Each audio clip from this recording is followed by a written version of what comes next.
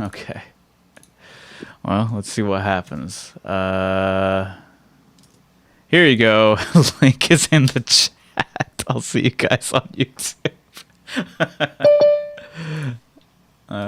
Wait. Okay.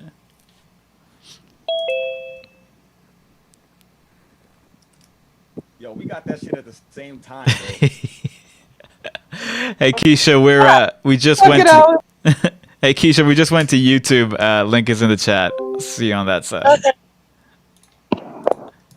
Test, test, test. 1, 2, 3, 4.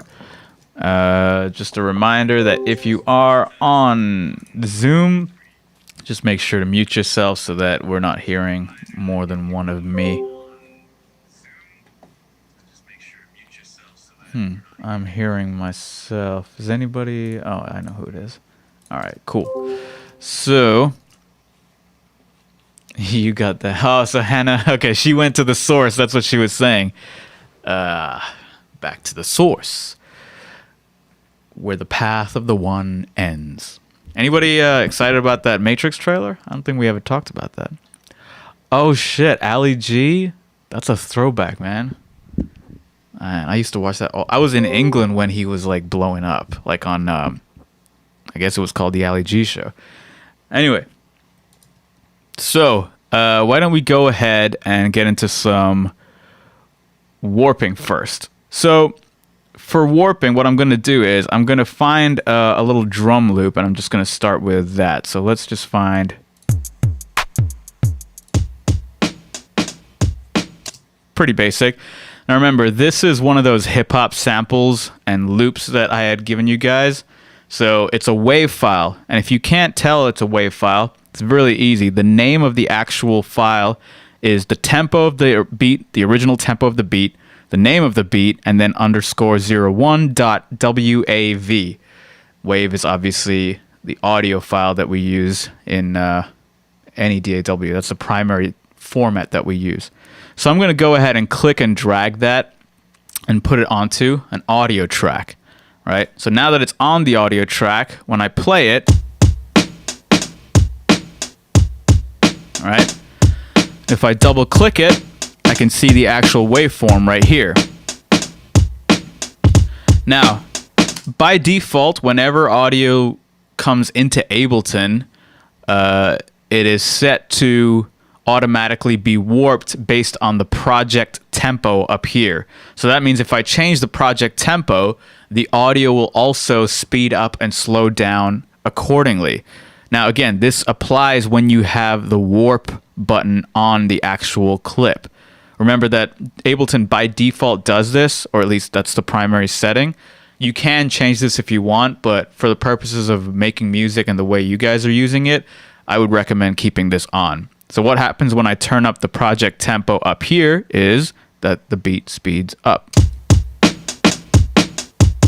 Right? And it slows down as well. All right? Now here's the thing, is that if I turned warp off, right, it would play at the original tempo of the WAV file. That also means that if I change the project tempo now, it's not going to affect the actual beat. See, I'm turning it up, nothing's happening because warp has not been enabled, right? Until I turn it on,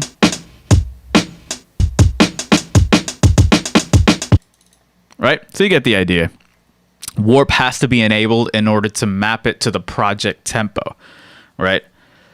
You have your clip gain and pitch knobs. Again, we've talked about all this before, but what I want to talk about is that underneath the warp, you see a couple of different parameters. Now, we've discussed them before, but like let's just kind of review some of the primary ones, right? The one that I don't think we've talked about, I can't really remember, I think we did, is that where it says BPM 90, that refers to the original BPM of the sample or of the audio clip. So you can see here it says that the original tempo of the audio clip is 90, right? So that's just good to know, just so that if you are speeding it up and slowing it down and you're hearing something weird, it might be because you've diverted too far from the original tempo of the beat. Anyway, underneath the warp, you see this thing called beats. Now, in order for audio to be stretched and squeezed together, aka made slower or faster, you need to use certain algorithms in order for Ableton to handle the different segments of audio that's been divided by warp markers. Now, we've talked about warp markers before. By default, when you load in a track, it detects all the transient information of these drums and places a warp marker at every transient, right? And you can see it says preserve transients. That's what's happening. Now, the warp markers, like I said, are like these pillars that you can use to stretch audio and make it slower, or squeeze it together and make it faster, right? Now, when you squeeze audio closer and closer together to make it faster and faster, it kind of sounds relatively natural and clean, right? So if I turn up the tempo of this,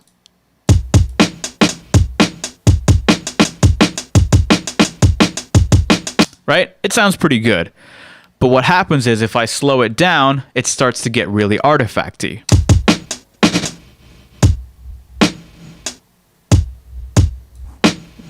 Again, you have to be wearing headphones or really good speakers to hear it properly. But you can hear that there's like a kind of glitchy vibe to it. So that's because the warp markers that are placed at all these transients, when you stretch them too far apart, what happens is that the warp markers are no longer, or rather the segments that the warp markers create are no longer next to each other, and there creates a gap of audio space where anything can happen, really. So what do I mean by that? So you have warp marker at a transient, another warp marker at a transient, another warp marker at a transient over here, and then you have them next to each other, right? You have each of them next to each other. And when you start to stretch audio further and further apart, there creates a gap between the two segments. And that's where Ableton is like, hey, what do you want to do in this segment? Well, there are three things that you can do, right? You can have it stop. So you see that there's three options here. One of them is just to stop, which means when the gap is created, the gap in between is left completely blank. And again, this happens only when you slow down a beat. Again, we've talked about this last few days, so it's a little bit of a refresher more than anything.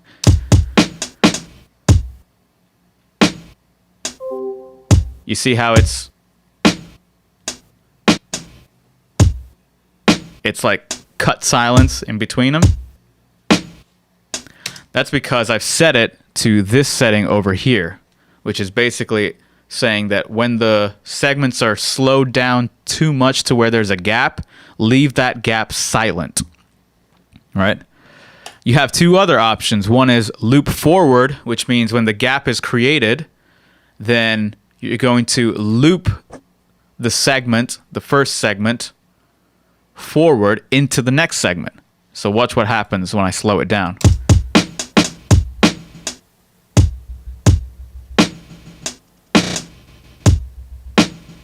Right? Pretty cool.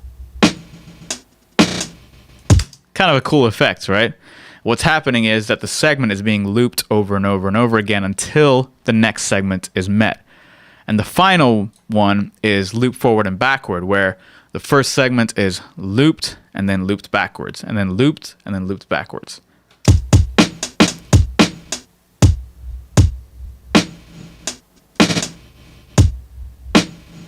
Right?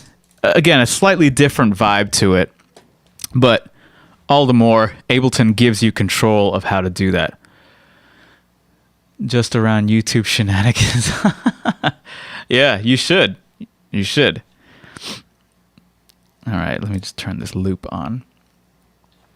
Okay, so another thing that you can do with the whole idea of warping is that you can Well, actually, let me back up a little bit. So I talked about preserving transients, and I talked about being in beats mode because the beats algorithm is good for rhythmic components, right? Rhythmic audio. You can click on that and see that there's a drop-down menu of all these different algorithms that you can choose: tones, texture, repitch, complex, complex, pro. Now, I've already been over all these, but remember that beats is for percussive-based audio. Tones is for monophonic or single pitch audio. Texture is for multi-pitch audio. Repitch is for your tape effect, where if you speed it up, the pitch increases. If you slow it down, the pitch goes down. So that's also an easy one to show, right? Pitch is going up and speeding up. Pitch is going down, as well as audio slowing down. And then complex and complex pro are the ones that you want to use for more complicated waveforms, full songs, multi-tracks, that kind of thing. Not multi-tracks, full stereo mixes, I should say, or masters. So again, that's the way that you can preserve certain types of audio the best way while you speed things up and down. Now, what I've already told you is that these are guidelines for using algorithms for specific types of audio. But like I showed you the other day, you can get very creative and use something like the beats algorithm on something like a vocal to make it sound super choppy, right? I've already shown it to you, but I'll just show you again really quick. If you set up your input and just record some vocals really quick, like testing, testing, testing, 1, 2, 3, I'm testing the mic. Testing, testing, testing, 1, 2, 3, I'm testing the mic. Testing, testing, testing. Now, what happens is, because this is a monophonic audio type, the natural thing to do would be to change it to tones or textures. That way, when you slow it down and speed it up, it still retains the general tone and naturalness of the vocals. But if I'm not going for retaining vocal naturalness, I can do something like set it to the beats algorithm, so it's looking for transient information, and then set the transients. Instead of setting up to search for transient information, I'm going to say don't preserve those. Put the warp markers at every 16th note. And then what happens is there are warp markers at every 16th note. And then if you slow down the audio slow enough, the segments will get divided and you'll get that kind of stutter effect that I talked about. Testing, testing, testing, 1. Now I want to set it to this too. Testing, testing, testing, 1, 2, 3, I'm testing. Right? So hopefully that makes sense in terms of warping, right? So warping is just a way for you to play around with audio at different tempos as you speed the project tempo up and down. Do you want to retain clarity and naturalness of the audio? Well, then maybe you need to follow an algorithm that's more suited towards the actual type of audio. So maybe if I did like complex for this, right? Testing, testing, testing, 1, 2, 3, I'm testing the mic. Testing, testing, testing, 1, 2, 3, I'm testing the mic. Testing, testing, testing, 1, 2, 3, I'm testing the mic. Right? So that's way closer in sound in the way the vocals originally sounded. Just using the complex pro algorithm instead of something else.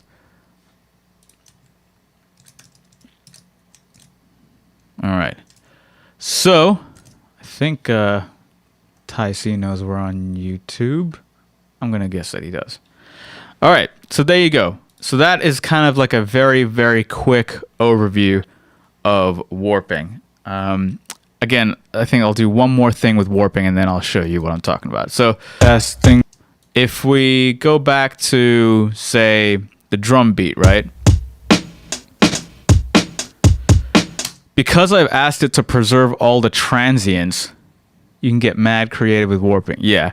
Because I've asked it to preserve the transients, what I can do is I can manually access the warp markers, right? And remember, whenever you access a warp marker, always hold Command and click on it, double click on it, because you want to select the warp marker you want to change as well as the one before and after it. We've already talked about this in Pro Tools. But then you can start moving stuff around and getting a little bit more on the creative side. So, right? I think we've already talked about that. But yeah, you can start shifting around beats the way you want to, if you want to make them a little bit more creative.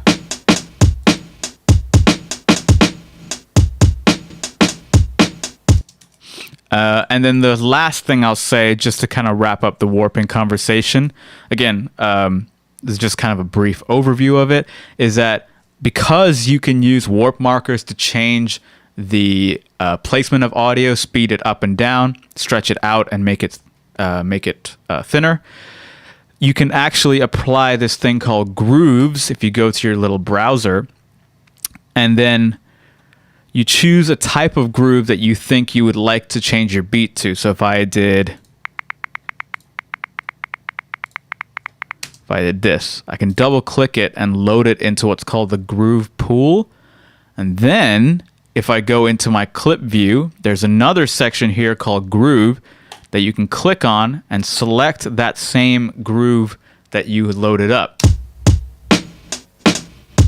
So maybe it has to be eighth notes. Let's do eighth notes.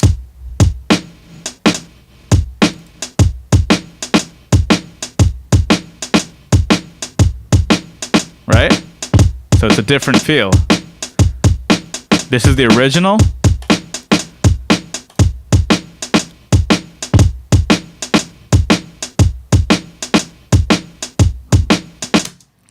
And right now it's processing the audio in real time and mapping it to this swing style. But you can also go to the groove section over here and hit commit. And that actually changes the waveform into the groove that you want it to. Right? And it's done it using the warp markers. So that's kind of the beauty of warping, is that you can stretch and squeeze audio together and slow things down, speed things up, while also making creative decisions and changing tempo and feel and phrasing. Hey, dude, we're on YouTube. Link in the chat. So there you go. So that's warping for you, right? Now, what I do want to go into is this idea of sampling, right? So, what did I say here? Testing, testing, testing. 1, 2, 3. I'm testing the mic. Testing, testing, testing. 1, 2, 3. I'm testing the mic. Testing, testing, testing. 1, 2, 3. I'm testing the mic. Testing, testing, testing. 1, 2, 3. I'm testing the mic. Testing, testing, testing. 1, 2, 3. I'm testing the mic. All right. So there you go. Actually, you saw that I kind of quantized it a little bit just from shifting some stuff around, right? All right, so let's take some basic sampling. So check this out. If you go to a MIDI track, right, and then you go into your browser, go to Instruments, and then you load up this thing called Simpler. Simpler is a basic sampler in Ableton that you can use to sample stuff. Now, I wouldn't recommend sampling full songs in this. It's more for smaller segments of audio. Now, that means if you did want to sample a part of a song, I would import the song into the arrangement view, chop the part that you want, and then load it into Simpler. But just to kind of like show you the basics of Simpler, let's start with a basic piece of audio, right? So this kind of like testing thing that I did, I'm just going to click this and drag it into this guy over here. So you can see that when doing that, it actually loaded it up into the program, right? Or into the plugin, let's say. Now there's 3 modes that you can actually play with in Simpler. There's the classic mode, the one-shot mode, and the slice mode, which is probably the most fun. So let's start with classic mode. So in classic mode, and we're going to get into this again later. I just wanted to jump to it now because a lot of people had requested it. So if you forget or don't remember how to do this later, I'll explain it again. But in classic mode, first things first, right? You have your sample in here, and then you have the option of 2 flags in order to adjust the size of the sample. So if you're like, I don't really want the whole thing, then you can adjust it to be like, okay, I want the sample to start here. All right, so for example, I'm going to go ahead and record enable this. So remember, I loaded up the simpler over here, and then I dragged the audio into the simpler. So what you're about to hear now is not from any audio track. In fact, I'll even get rid of it if you don't believe me. So right now I only have drums, right? I have drums and then another track with the simpler plugin with a sample loaded into it. Now, once I have it record enabled, what I can do is I can press my key on the keyboard. Testing, testing, testing, test, test, test, test, test, testing, test. Right? So now C3 on my keyboard is mapped to the original sample. Testing, testing, testing. 1, 2, 3. I'm testing the mic. So as long as I have it held down, it will play the entirety of the sample. As soon as I let go of C3, it cuts the sample off. Now, just to show you, I'm actually going to grab this and show you what I'm doing. All right. So, yo, imagine somebody just walks through that door with like a knife, just like, or like a baseball bat, being like, "Hey, you owe us some shit." I'm like, what the fuck? All right. So look, this is C3 right here. Testing, testing, testing. 1, 2, 3. I'm testing the mic. Right, so you can see that as long as I have it held down, the sample plays. But as soon as I let go, it stops. Testing, testing, testing, test, test. Right? Now, here's the cool thing that if you, I'm actually going to keep this here for a second. If you, in the sampler plugin, have the warp button engaged, which I do now, who you got coming for you? Hey, I hope nobody. I don't think I've done anything wrong, but, you know, life is crazy. You find some shit. We wouldn't even warn you in time. Yeah, because of that fucking delay. It'd be like somebody's walking through. I'd be dead by the time you kind of try to warn me. Anyway, so in order to make this interesting, what you can do is you can warp the actual sample itself so that, again, it maps to the project tempo. But then here's what else happens, which is really cool. So I'm going to press C3 again. Testing, testing, testing. 1, 2, 3. I'm testing the mic. Testing, testing, testing. Right? So that's cool. But then what if I go up the scale? Testing, testing, testing. Testing, testing, testing. Testing, test, testing, test, testing, test, testing, test. Yeah? You know what I'm talking about? See what I mean? So what does that mean? Let's just do harmonies with each other. Test, test, test, test, test, test, test, test, test, test, test, test, testing, test, test. So you know what I mean? So it's like testing, test, test, test, test, test, test, test, test,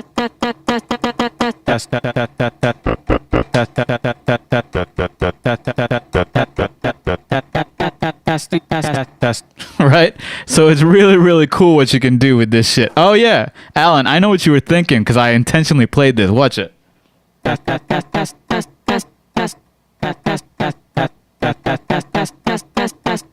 Right? What was it? Testing. Right? Yeah. So there you go. This is how you can use Sampler to get a little bit more creative with your use of samples, right? So Sesame Street 2050, you get the deal, right? And again, like I said, when I click and hold the sample, testing, 1, it's playing the entire sample, right? Now I can reduce that size if I want to and just be like, I just want to do this. Testing. I just want the testing, right? Or I can change the size to be like, hey, I want it to just be testing or the 1, 2, 3. 1 2 1 2 1 2. Right, so you can change the size of the sample to whatever you want. Another thing you can do is you can be like, hey, I want this sample to loop over and over again. So you can click on loop. Testing. So as long as you have the key held down, testing the mic. Testing. It's going to keep looping. 1 2 3. I'm testing. Now, another cool thing you can do is you can change the length of the loop. So you can say, I want to play the sample, but I only want to loop the 1 2 3 part. So the two flags indicate the start and end of the sample, and the blue highlighted section, or whatever, cyan blue or ocean blue, whatever, that blue highlight is the part of the sample that loops over and over again. So if I change the loop over here, right now it's at 100%, which means that it's going to loop the entire sample. If I reduce that in size, check out what happens. I'm going to click and hold the note, but watch what happens. It'll start at the top, but it'll only loop the highlighted part. Testing. 1 2 3. I'm testing the mic. 3. I'm testing the mic. 3. I'm testing the mic. 3. I'm testing. Right? And you can also obviously change where that loop happens. Testing. 1 2 3. 1 2 3. 1 2 3. 1 2 3. 1 2 3. 1 2 3. Testing. 1 testing. 1 1 1 1 1 1 2 2 3 2 3 2 2 1 2 1 2 1 2 1. Right. So you can choose the section that you want to actually loop. 1 2 3. 1 2 3. 1 2 3. Testing. 1 2 3. 1 2 3. 1 2 3. Right? You can change which part of the loop that you actually want to, which part of the sample you actually want to loop. So again, you can get very, very creative with this stuff, right? Testing. 1 2 3. I'm testing the mic. Testing. 1. Right. Now, another cool thing that's built into this sample, that's built into this simpler, is at the bottom you see a couple of knobs, right? Now, we'll get into this a little bit more when we do synthesizers, but if you click on this little arrow over here, you'll see that these bottom knobs become a little bit more clear. So, one more time. You have a bunch of parameters at the bottom. It says frequency, resonance, filter, LFO, attack decay, sustain, release. If you click on this little up arrow, you'll see them in a lot more detail. Now, I'm not going to get into all this stuff right now, but just know that your filter section is where you can get a little bit more EQ clever. Testing. 1 2 3. I'm testing them. Right? So there you go. You can get very creative with that. This is basically just a filter, an EQ, if you will, to change the tone of the actual sample. Right now it's set to your low pass filter, and you have your frequency as well as what's called the resonance, which is boosting at the point of cutoff for the frequency. I'll go over this again at some point, don't worry. Then you have the LFO, which is one of my favorites. Testing. So with an LFO, what you can do is you can change parameters like volume, pitch, frequency, filter in real time without you having to manually change them. So think of it as automation, or kind of like in between manual and automation. It's like there's a low frequency oscillator. That's what LFO stands for. There's a low frequency oscillator that produces a wave. It can be a sine wave, square wave, whatever, but it produces a wave, and then the parameter that you choose, like volume, will be mapped onto that wave. So just like a sine wave goes up and down and up and down, your volume can go up and down and up and down, right? So let's take a basic example. In the LFO section, let's say we're using a sine wave, and then let's also say that we want to map the volume onto the LFO. So check out what happens if I turn this percentage up. Testing. 1 2 3. I'm testing the mic. Testing. 1 2 3. I'm testing. Right? The volume's going up and down. Testing. And I'm just holding it down. I'm not doing anything different. Testing. let's do it with pitch. Testing, testing, testing. 1, 2, 3. I'm testing the mic. Testing, testing, Right. testing. 1, 2, 3. I'm testing the mic. Testing, testing. Right? And you can change how fast it goes up and down by changing your frequency over here, right? If I choose a higher frequency. Testing, testing. Come on. Testing, testing, testing. 1, 2, 3. I'm testing the mic. Testing, testing, testing. 1, 2, 3. I'm testing Right? the mic. Testing, testing, testing. 1, 2, 3. I'm testing the mic. Testing, testing, testing. 1, 2, 3. I'm testing the mic. Testing, testing, testing. 1, 2, 3. I'm testing the Right? So you can change how fast the parameter varies up and down. You can also do it mapping to your tempo. So you can do quarter notes, 16th notes, 8th notes. Now, obviously, the most fun thing to do, if you haven't figured it out, is with your LFO, you change it from a sine wave to a square wave or a rectangle wave. And then if you change it to have volume map onto that LFO, do 16th notes.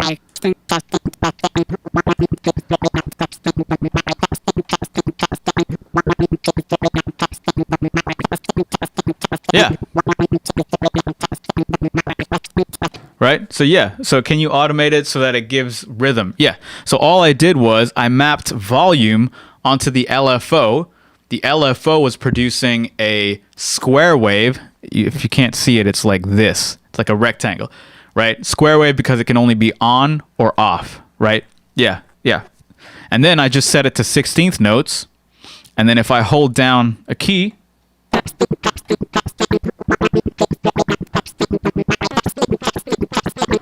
all right, so yeah, you can get rhythmic with it. Another very basic one is the pan. So if you want to go left and right really quick, you can do that.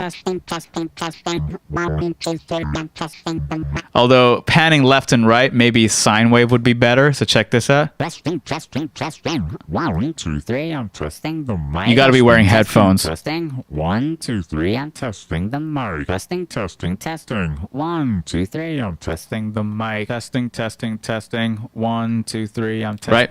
So you can do panning. You can do all kinds of stuff. So the LFO is a really powerful tool that can allow you to automate parameters without you having to manually change them, physically change them manually, physically. Yeah.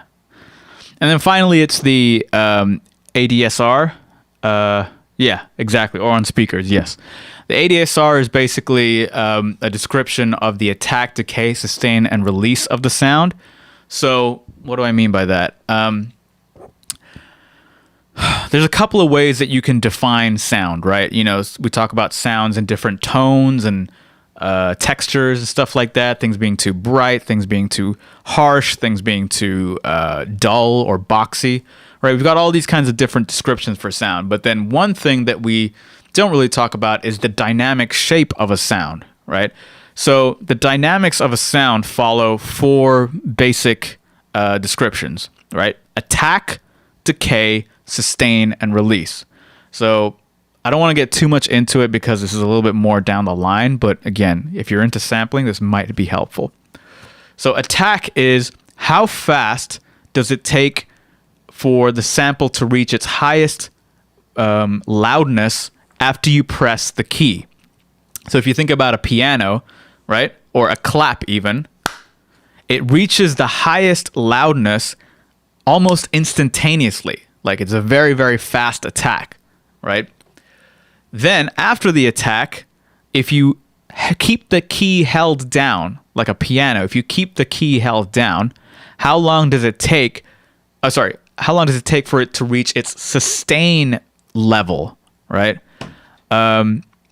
If you're unaware, if you have a piano, and I'm actually going to load up a piano right now in Simpler. So I'm going to create a new Simpler, and I'm just going to look for a basic grand piano sample. I'm sure I have one. Just looking for a one-hit grand piano, and I'm going to find the C3, which is right there. Okay. C3, there we go. So you can look at the ADSR of a grand piano and make a lot of inferences from it. So when you press the C note, testing. Oh, I got to be on the right one. right? As soon as I hit the key, it reaches its highest volume, right? Because it has that initial attack. So it has a fast attack. Now, usually with pianos, if you keep a key held down, the sustain level is softer than the highest point, right? So by sustain, we're talking about this vertical line here. I'm sorry, this horizontal line over here. And just to... I just want to see if I can... No, I want to do amplitude. All right, so this straight line is the level of the sustain. The top point is the highest level of the sample. So you see how the initial hit was loud and then it got really soft? That's because the sustain is way lower, right? If I go even lower, it instantly goes down. So you can change the level of the sustain based on the sustain value. And the time it takes for it to go from its highest loudness to its sustain loudness is called the decay. So this little curve over here is the decay, right? So you got attack, how fast does it reach its highest volume, highest value. Decay, how long does it take to reach its sustain value? Then you have a sustain value for a while. And then what happens when you let go of the key? How long does it take for it to die out from the sustain level, right? This is pretty fast, right? This little curve is the release, or how long does it take for the key to reach silence. Now, if I made the release even longer, look at what happens. Right? I let go, but it was still audible. I'll do one more time. Right? So that means the release has been set to a longer value so that even when I let go of the key, it's still playing. Right? So the ADSR, the attack, decay, sustain, release, they're really just ways to parameterize certain features of sound. So right now, when I was talking about ADSR, I was talking about it while it was being mapped onto volume or loudness, right? How fast does it take to get it to its loudest point? How fast does it take it to get it to its sustain volume? How fast until it dies out, right? This is kind of being mapped onto volume. So if you make a straight vertical line, it would be an abrupt. Yep, exactly. So let me do that right now. Check it out. Right? As soon as I let go, cuts it off.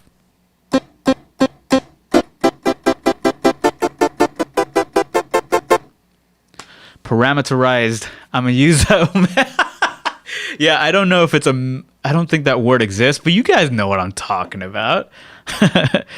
But anyway, so when we're talking about ADSR, attack, decay, sustain, release, in this context, we were talking about it in terms of level or volume, right? But you can also map that description onto other factors.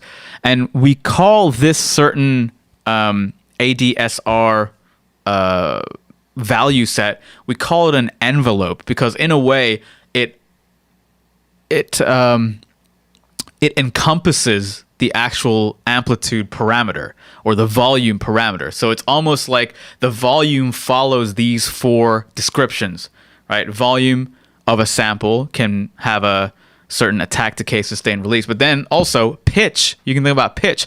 How long does it take for the sound to reach the pitch that it's supposed to reach? What's the sustained pitch? Is it the same as the highest pitch? Right? Because you can think about certain things like if you've ever played like in a guitar or a lot of acoustic instruments, sometimes if you hit the strings too hard, it actually exceeds its pitch slightly before coming down to its sustained pitch. Again, guitar players are going to understand way more than people who don't understand that. But there you go. That's an example of mapping ADSR onto pitch values instead of volume. But the idea of having these descriptors like ADSR and using them to encompass other parameters, we usually refer to that as an envelope. ADSR being an envelope that can be wrapped around parameters like amplitude and pitch. I know it's a little complicated, and maybe it's a good thing that I'm going into this a little early, because I'm going to go over it again later down the line, but just want to get you guys thinking.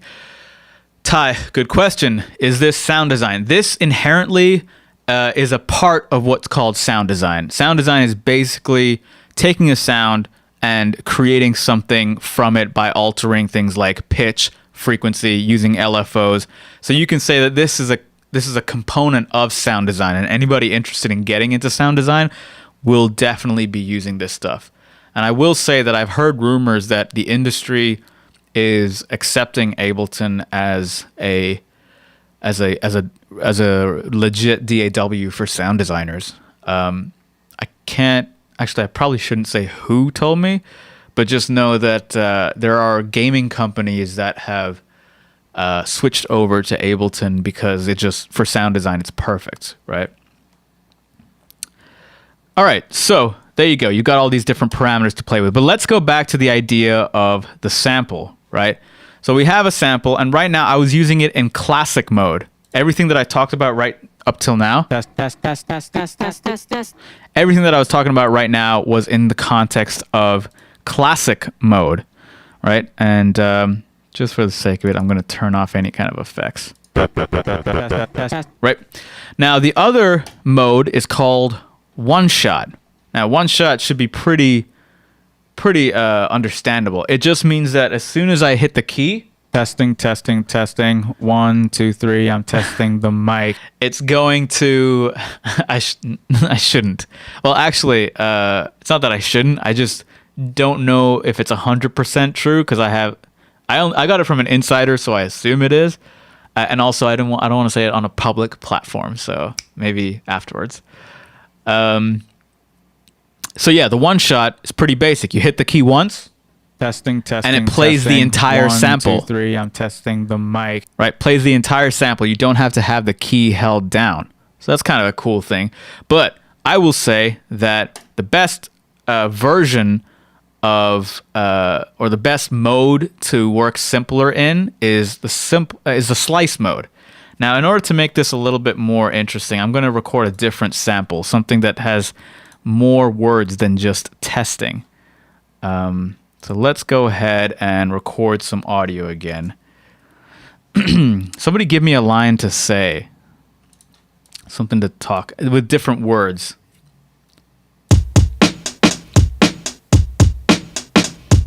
And while you guys do that, I'm going to load in some sounds. Give me a sentence to say, like a proper sentence.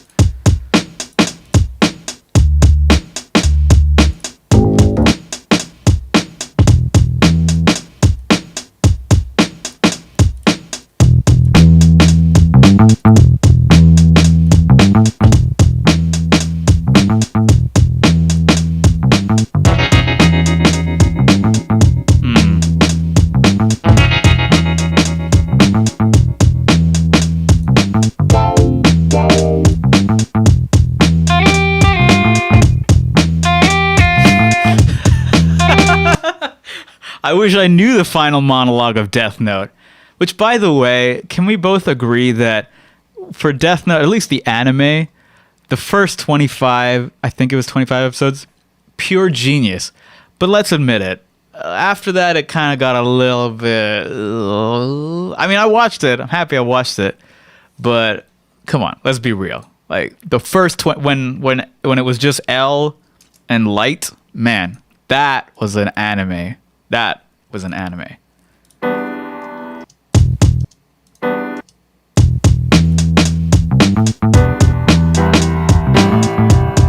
All right, let's just go with this. So we got... It's purpose that created us. Purpose that binds us, that drives us. It is purpose that defines us. We're here because of you, Mr. Anderson. We're here to take from you what you took from us, or what you tried to take from us. Purpose. Overachieve the standards in life. Supersede the standards in life. Yeah, exactly. Tie. Yeah, exactly. You know what? Yeah, let's wait. Supersede the standards in life. Okay, fine. Supersede the standards in let's try to combine them. Supersede the standards in life? Okay, supersede the standards in life for purpose. Is that even a word? Supersede is a word. Yeah, you're good. It's not parameterized. Supersede is a word. Okay, let's do Alan's sentence, right? What was it again? Supersede the standards. Let's do supersede the parameters of life.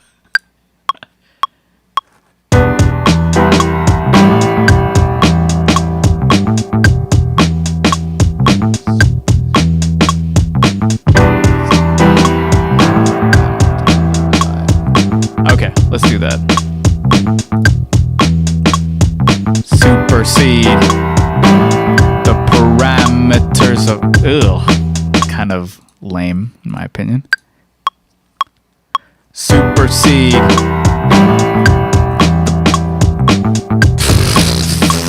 Yo, these are some weird ass sentences. Supersede the parameters of life. Purpose is what drives the fight. Let's do that. So where is it? I think it was right here. What the fuck, dudes? Some weird ass sentences. Supersede the parameters of life. Purpose is what drives the fight. Maybe it should just be the parameters of life. The parameters of life. Purpose is what drives. Some weird ass sentences. Yeah, I actually like the weird ass sentences. We're gonna keep the weird ass sentences in there. Some weird ass sentences. Supersede. All right, so we got a little sample going up over here. So what I'm gonna do now is I'm gonna get rid of my testing, and I'm gonna drag the new sample in here. All right. Again, in classic mode, it just works like a regular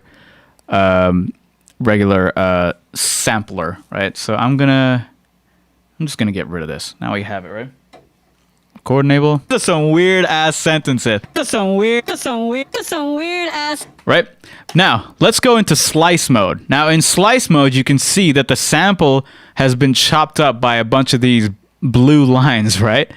So you might be wondering, well, what are these blue lines? What's happened is that the sampler has divided up your sample into different slices, and each slice has been mapped onto a key on your keyboard. Now, here's the only thing that you got to keep in mind is that the slices start at C0, not C3, which is typical. So you have to go 2 octaves down. Right? So now every single slice is its own little piece of audio. Now, by default, it does this based on transient. As you can see here, it says slice by transient. But you can change that to beat, right? You can change that to like quarter notes, eighth notes. This is weird accent. Right? Maybe I'll do quarter notes.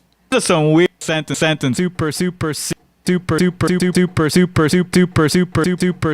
Now, you might be wondering, like, oh man, it's not perfect the way I want it. Well, lucky for you, motherfucker, you can actually change the positions of these slices. So you can see here that when I hover over the blue line, I can start moving these slices around. And, okay, I don't know if you saw that, but if you double click, you can go ahead and change the position of the slices too.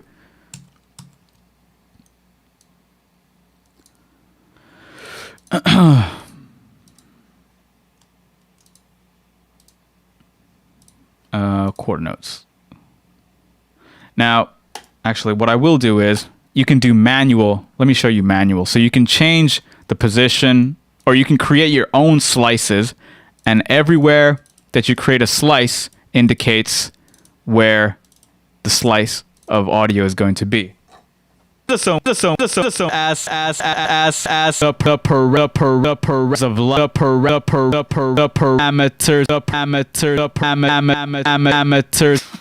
right? So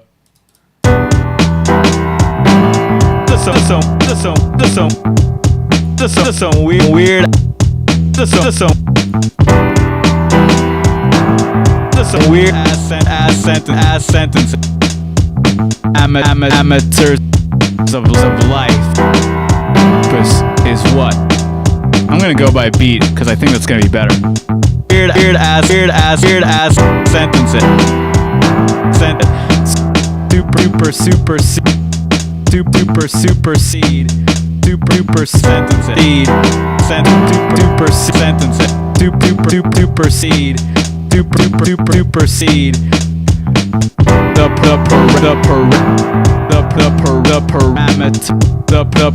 parameter. Now you might be wondering, like, okay, this is all well and good, but what is this? How do I record all this? It's really easy. Because you have each slice of audio mapped onto your keys, if you hit record just like you would in a MIDI situation, you will record MIDI data.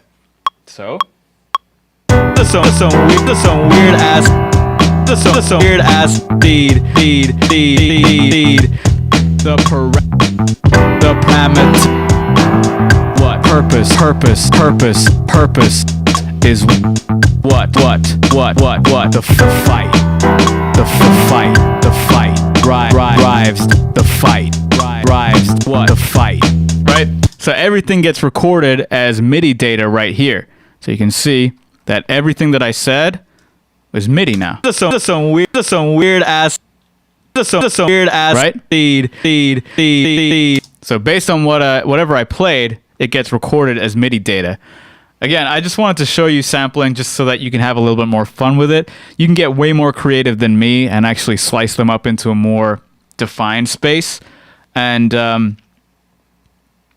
yeah, no, that's all I wanted to go over. Now, if you wanted to like drag in a song and do it, obviously you can do that too. But like I said, I don't recommend dragging an entire song into Simpler because it can't handle it. So what I would do is I would find the section of the song that you want, and then just using that.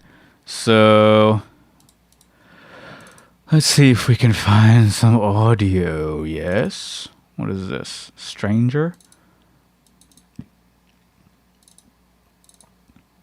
All right. So we drag this in, and what I'm gonna do is I'm gonna put this in my arrangement view, and I'm gonna find a part that I like. So shut the fuck up, dude. All right.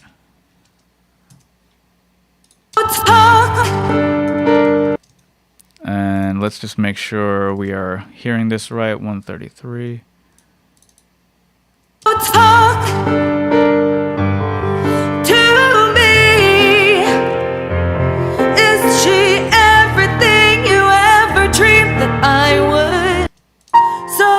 So let's do this.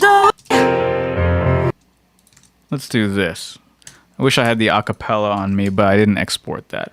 So now you can load up a section of a song, right? So if you have the section of the song over here. Don't talk to me. Right? You have the segment or whatever, snippet of the song.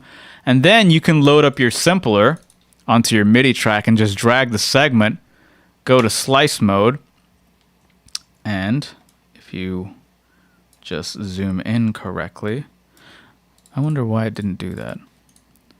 Crop sample, there you go. I don't want to see anything else, man. There you go. Record enable. That's some weird.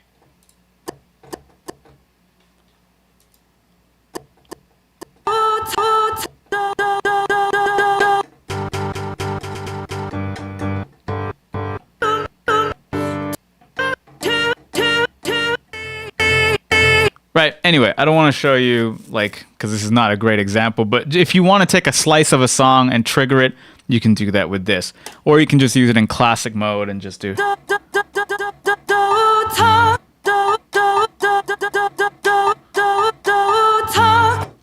You get the idea, right? So hopefully that was a little bit enlightening in terms of how to use samples. Hopefully this will actually help you use it in your final projects. Just remember that whenever you do use the simpler, don't load up full songs. Do snippets, or like snippets of audio or snippets of songs. And then whenever you record, just remember that it's going to get recorded in MIDI form. So what that means is that, where is it? Didn't I record it? Oh, there it is. Whenever you record, it's going to be in MIDI, and that way you can actually even change it, right? So super of what, right? Depending on what you put your note fight at. drives the fight purpose what the fight. All right. Well, that's what I wanted to go over today, as some basics of simpler. Hopefully that made sense to you guys. Yeah, let's take it back to Zoom.